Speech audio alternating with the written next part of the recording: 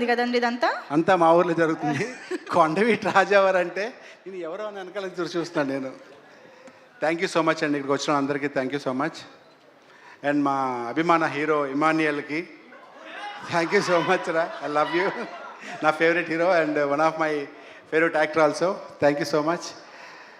And హీరోయిన్కి all the best, God bless you. చాలా బాగా చేశారు సినిమాలో. అండ్ అనురాగ్ గారికి, వంశీ గారికి, కేదార్ గారికి అందరికీ పేరు పేరున థ్యాంక్స్. అండ్ ఉదయ్, ఇక్కడ గెస్ట్లు మాట్లాడుతూ Uday all the best Uday. Aditya ఇద్దరికి. సినిమా ఇది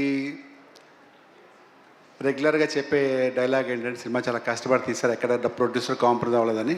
బట్ ఆనెస్ట్గా సినిమా జెన్యూన్గా ఈ వినాయకుడిని చెక్కారు, నిజంగా చాలా బాగా చెక్కారు. ప్రతి సీన్ చూసి అప్పుడప్పుడు రీషూట్స్ చేసుకుంటూ ఎక్కడ ఈ డైరెక్టర్ ఉదయ్ ఫ్యూచర్లో మంచి డైరెక్టర్ అవుతాడు, మీరు రాసుకోండి.